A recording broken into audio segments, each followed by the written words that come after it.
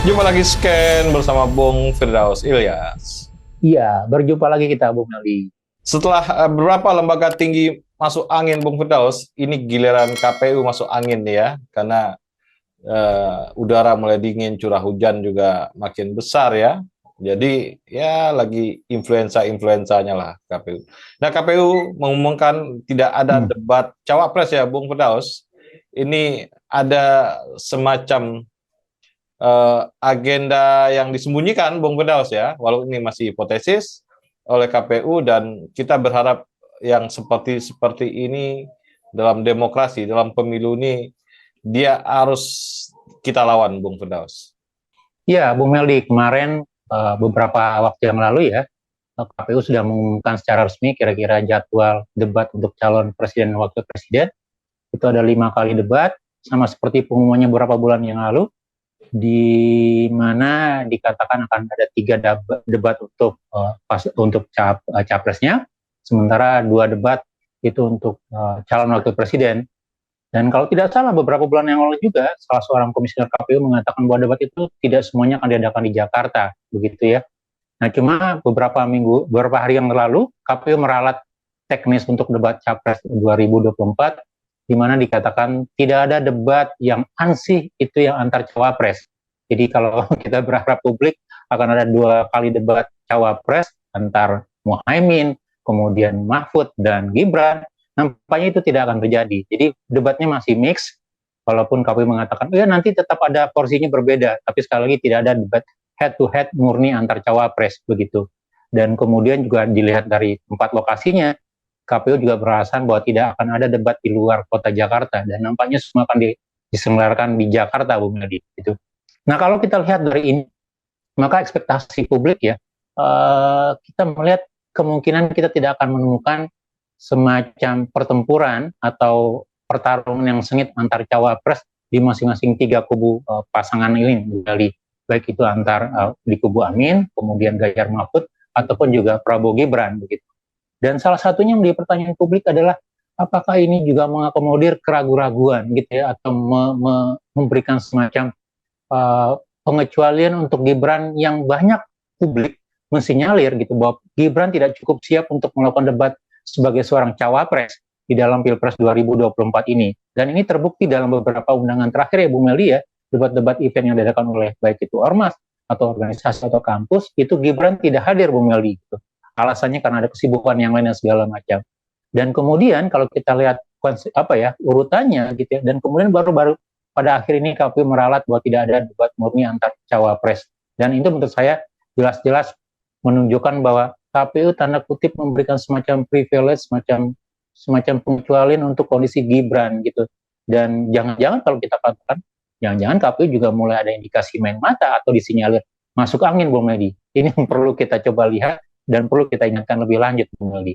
Ya, sebenarnya pentingnya debat cawapres ini jelas, Bung Firdaus, ketika presiden berhalangan, jadi kendali pemerintahan ini akan dipegang oleh cawapres.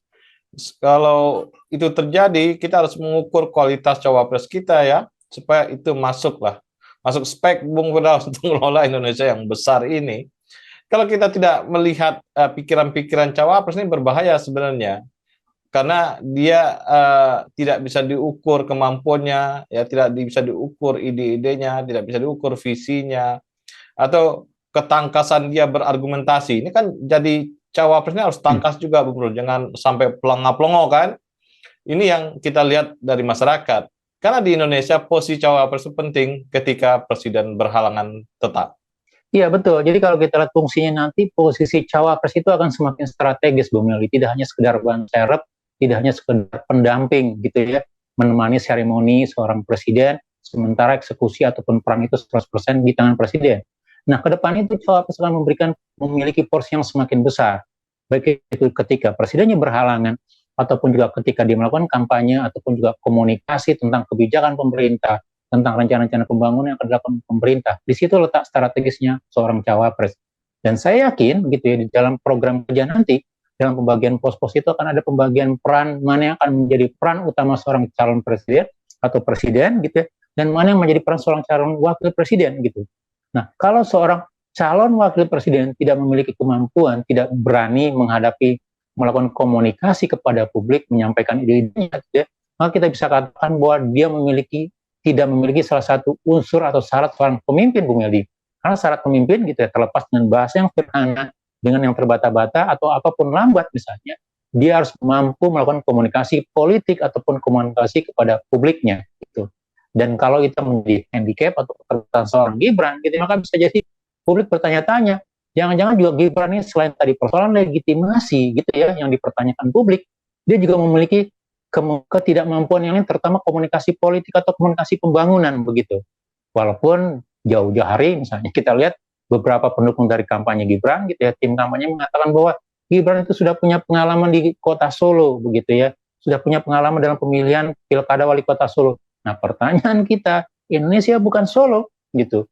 Debat wali kota Solo yang tertutup, yang terbatas, berbeda dengan debat Indonesia multi etnik, multi persoalan, multi kebutuhan begitu. Jadi kalau dikatakan itu ya, menurut saya ini juga menjadi satu catatan penting ya kepada publik, kepada pemilih gitu ya, bahwa salah seorang calon wakil presiden memiliki keterbatasan di dalam komunikasi politiknya, dan itu merefleksikan mungkin satu gitu ya, ketidakmampuannya, kedua persoalan pengalamannya, yang ketiga juga ketidakyakinannya akan proses pencalonannya menurut saya. Jadi itu mungkin kalau dari sisi seorang seorang pribadi melihat mungkin ini menjadi latar belakang kenapa misalnya ada kesan seolah-olah menghindar dari perdebatan head to head antar capres atau antar cawapres, Bung Adi.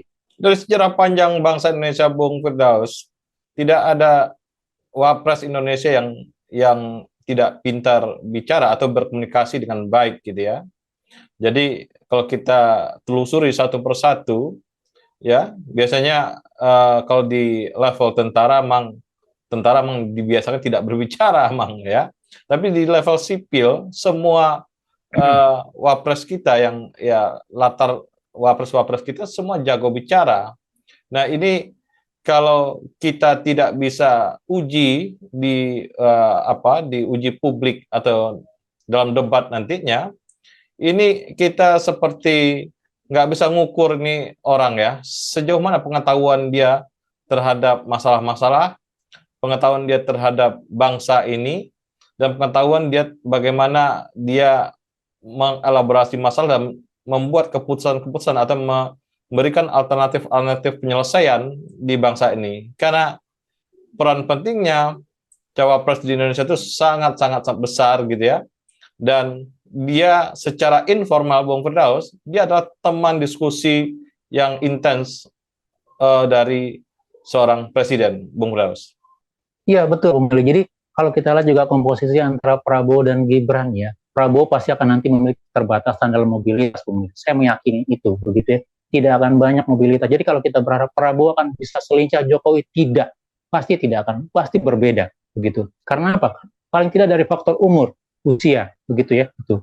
Dan artinya kalaupun nanti misalnya diharapkan cawapresnya akan mengambil porsi dari dia lebih mobile, dia lebih banyak melakukan gerakan-gerakan kepada publik, bertemu publik, melakukan kampanye, melakukan sosialisasi gitu ya, terkait pembangunan gitu ya, maka syarat kemampuan komunikasi ini menjadi sangat penting begitu.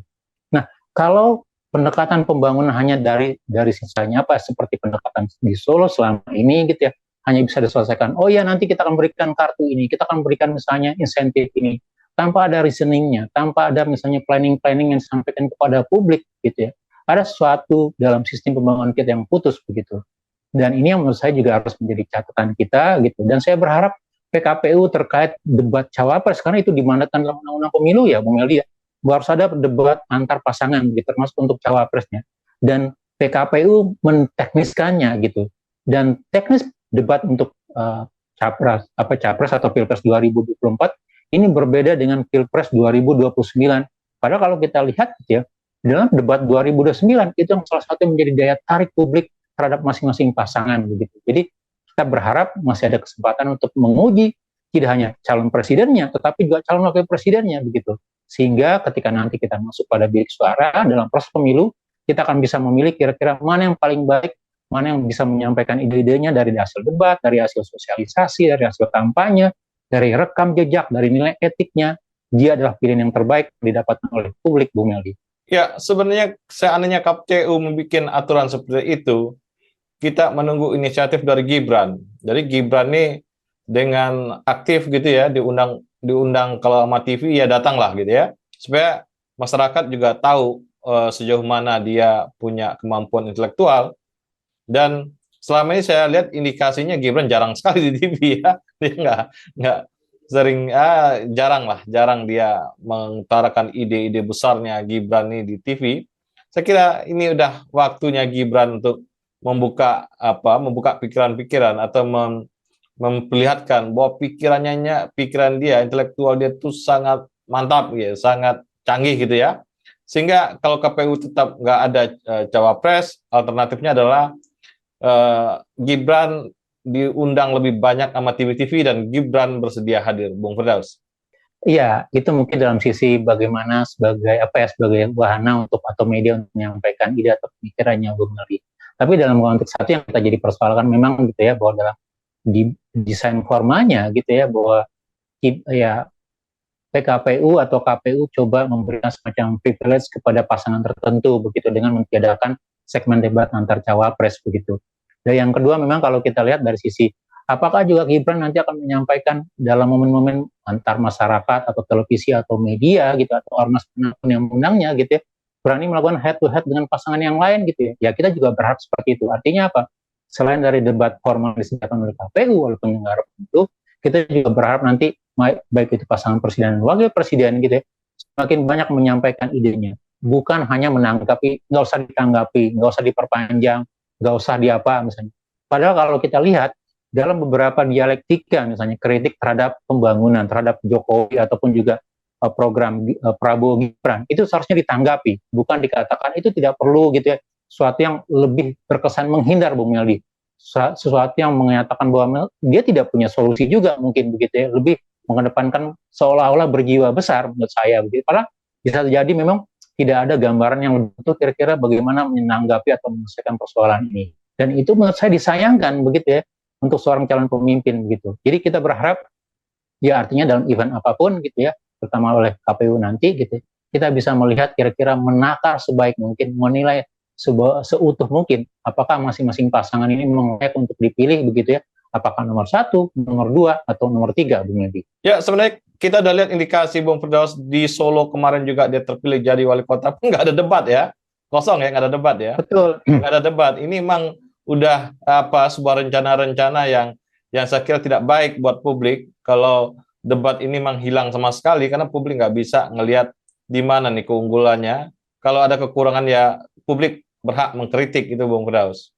Iya betul. Jadi dari nanti hasil debat, jawaban-jawaban atau bagaimana dia menanggapi persoalan, termasuk juga bagaimana gesturnya, itu akan menjadi indikasi seberapa matang seorang calon pemimpin, seberapa taktis dia menanggapi persoalan-persoalan yang kekinian atau yang perlu pemutusan yang segera begitu ya. Dan itu menurut saya menjadi salah satu kriteria penting begitu. Jadi ya kita berharaplah bahwa publik akan mendapatkan calon yang terbaik begitu ya. Dan bagaimana menakarnya, salah satunya dengan debat atau kampanye ataupun juga audiens atau head to head antar pasangan gitu ya. Dan di mana-mana di negara manapun juga itu salah satu mekanisme untuk menilai kira-kira kompetensi atau kematangan atau program-program yang dimiliki oleh pasangan atau calon pemimpin, Bung Meldi. Ya, terima kasih Bung Firdaus. Sama-sama Bung Meldi, terima kasih banyak. Salam Indonesia bersih. Salam Indonesia bersih.